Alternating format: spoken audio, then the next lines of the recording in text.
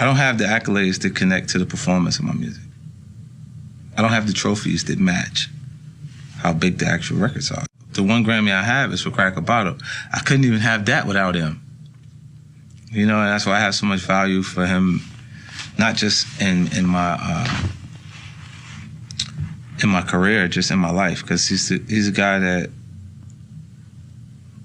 one of my best friends, because I can trust that he's going to be honest with his constructive criticism when it's time to listen to the music before it goes out. He's the only person that did things that I wanted to do.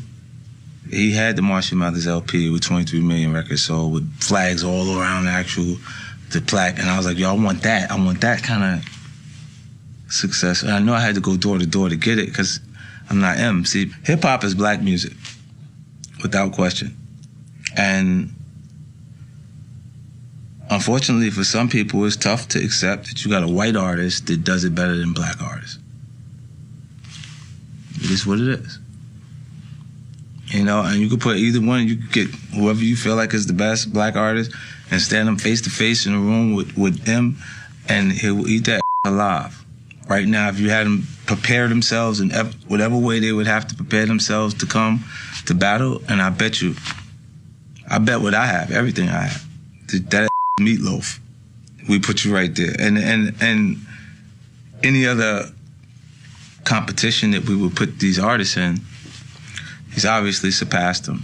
You know, there's points that they'll match, like M and J at points. That was Live Nation. Because he sold his touring career to Live Nation, they got to keep him hot enough to go get their money back. So they match him up with him, put them together, because he had momentum connected to his relationship with Beyonce and his record with Alicia. It makes sense. It makes sense that it's the Detroit, New York show, but it only makes sense to me because of business. It makes sense because M sold like 60 million records more than them. You put them there like they're equals.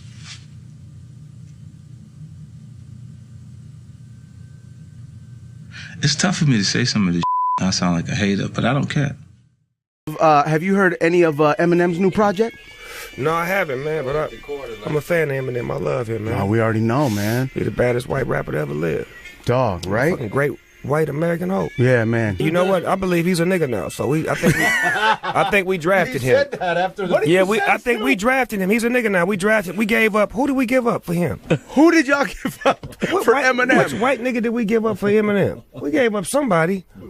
Not Michael Rappaport. No, he with us. He was, yeah. That nigga already with us. I'm talking about which black person did we sell to the white folks for Eminem? No! I don't. Who was the sellout? Was it Stacey Dash?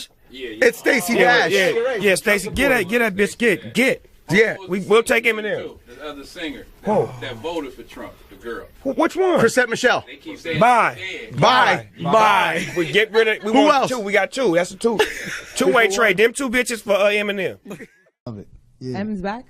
Eminem is Eminem. If you notice in hip hop, Eminem is the only rapper that nobody ever wants a problem with, including myself, man. Eminem is like the most lyrically insane. Even when I was going at 50 and me and Dre wasn't seeing eye to eye, man, I stayed away from the white dude, because he a problem. You know what I'm saying? I understand it. You know what I'm saying? Like Eminem, I don't think it's a rapper he won't slay. And you don't even want a war with Eminem.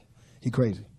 He was talking about how he was going to pick fights. If he were to come at you with like a industry beef, what would you have done? Run.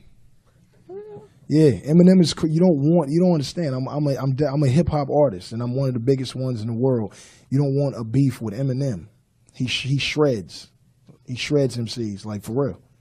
And I ain't his best friend or nothing. I'm just saying, I understand that he can't be seen by nobody. Jay know, everybody know. You don't mess with the white boy. All right. See, M is more of a lyricist than a rapper to me. And, like some of the people you just named, like Face is more like he became a lyricist, you know what I mean? Yes. Nas is more of a street rapper, he's a lyricist. Eminem don't speak on like a lot of street shit. He deal with personal shit that happened to him. But what I'm amazed at M is his his writing form. If there was no hip hop, this guy might have wrote books. You mean? Writing is in him. That's what you mean. You know what I mean? With or without music. Word was born, and I feel with the talents that he have, if he would have been black, he would have been just as good. You know what I mean? Because a lot of some black rappers, they got gimmicks with them, and the gimmick could get them over more than they rap. You know what I mean? M's lyrics speak for itself. So if he would have came, maybe he wouldn't have sold as many records as he sells, but I think he would have still been nasty, black or white. Yeah, I just wish he would do less of that 50 Cent bullshit and more white trash shit. I don't care about the theme of the track. I just wish it would be more stuff like Stan or, you know what I mean? Right. Then when he tries to get in that gangster shit, don't fit him. That's not him. He's the only one who can dress as a clown, with all the respect. Right. And it fits him good. Right. You know what I'm saying? I miss a Biz Markie. I miss a Slick Rick.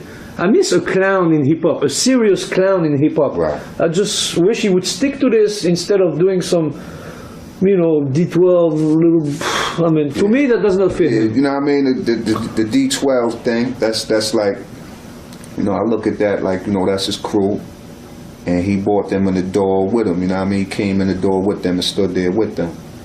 You know what I mean? And that's his people's. And to me, it's like he get a chance to do music that he wouldn't normally do as Slim Shady or Eminem, you know what I mean? But see, it's like myself, man. I got a love for dedication, man. You know what I mean? Because even myself, I fight that battle to try to stay dedicated to whatever I do. It's hard to be dedicated, man. And if it's sports, if it's music, if it's anything, man, when I see somebody that's dedicated, I show them, you know what I mean? My heart go out to them, G, because it's hard to stay focused, man. Dedication, man. And Em got dedication, bro. Okay. He got dedication, man, and you can hear it through his music. He's dedicated to what he do.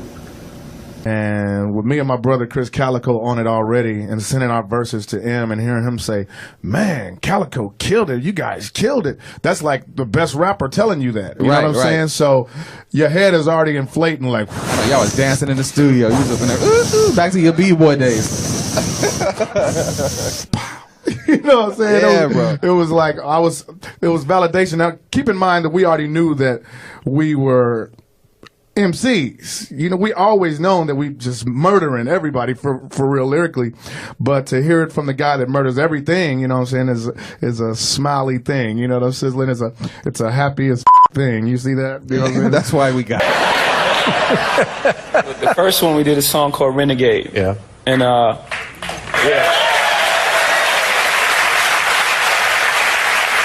and it was really good. It was really, really good. And what the tours strike? It's not a tour. You make really good songs, you become friends. Yeah, it's just 2 dates so far as we know now in September. Yeah, Detroit and one in Detroit, one in New York, which is great. For Detroit and everything, everything that's going on in Detroit. It's a lovely gesture because I'm gonna be hot. Yeah. And why haven't you guys done something like this earlier? M is a notorious non-Torah. Notorious non-Torah. Oh, that's a little bit of wordplay, isn't it?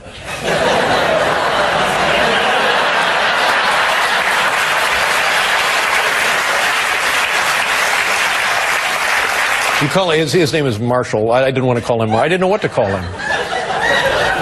Yeah, but we call him M. I know. But what should I have called him? Anything? M.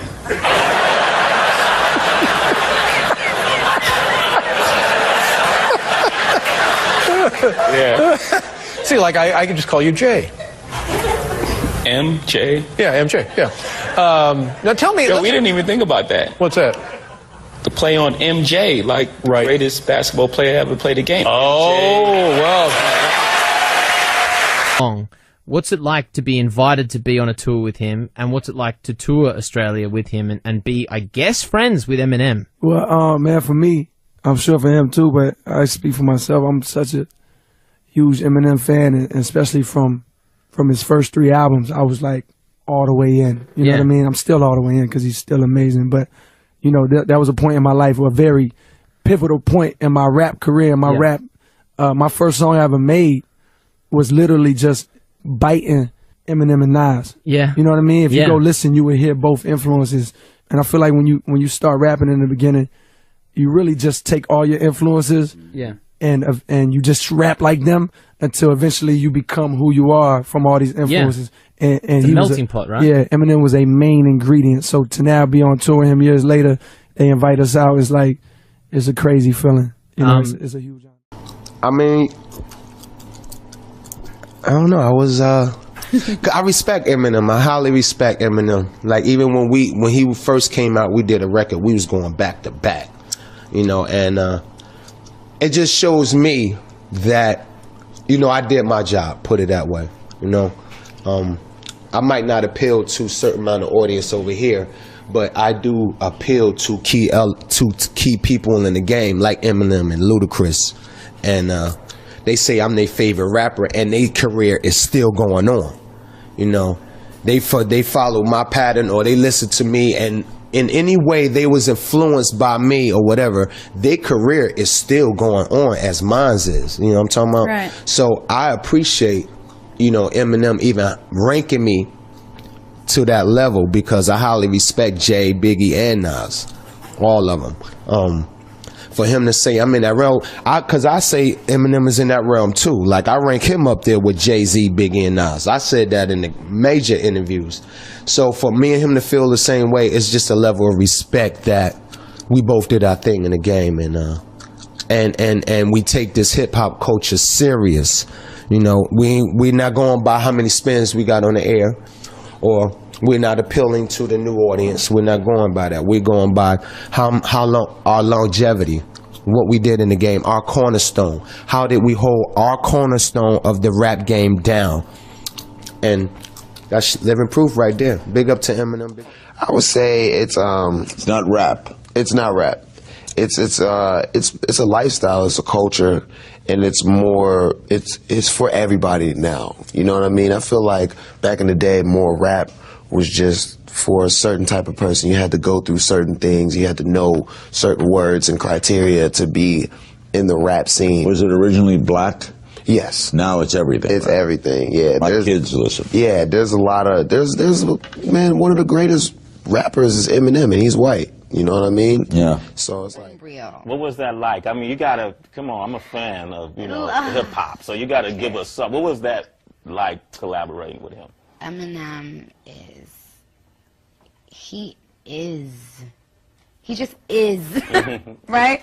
He's like, I mean, we went out on a whim and just put it in the air, you know, that it would be great if M would collaborate with us for Pink Friday, and I didn't think it was gonna happen. I mean, I remember we kept talking about it, and I kept thinking, I really was saying in my head, I know it's not going to happen, but, you know, it doesn't hurt. So I sent him one record, and he didn't love it. And, did that hurt your feelings to have Eminem say No, okay. no, because he didn't say, you know, artists talk to artists differently. He didn't say I didn't love it, but he just said, could you send me something that's a little bit more me? So I understood that because I'm an artist, and I've had to say the same thing to people. So I remember I sent an email back, and I said, you know, I want to thank him just for saying that, just for having enough respect. Because some people, like, you'll send them and you'll ask them, you know, if they would work with you, and sometimes they won't even respond or say anything. But like with M, he had the respect at least to treat me like a peer and say, you know what, I think it's dope, but I don't think it's me. And I just was like, I respect that so much. Sure. I don't think Nas is bigger than Eminem. You know, obviously Eminem is the biggest rapper of all time, statistically, you know what I'm saying? And Eminem is like definitely sold more records, but as far as artistry and impact on the culture, I think they're in the same category. Nas, Eminem, Jay-Z, Biggie, Pac, you know what I'm saying? Social media is that you try to sound like Eminem, and I know he's an influence of yours. Is that a compliment or an insult? Because no rapper wants to be considered an imitator. Yeah, I take it as a compliment. Because I'm a student of the game first before I jump to any type of booth. You know what I'm saying? I know my history well, you know, from Eminem albums to Pac albums to Dre to Snoop. So you know, they hear elements and different pieces like that, then, you know, so be it, because Eminem is, you know, one of the greatest of all time, and nobody can take that from him. I can't take it. New artists can't take it. No, nothing. That boy wordplay is out of this world, excluding the fact of whatever racial color or hip hop is hip hop, and he got it.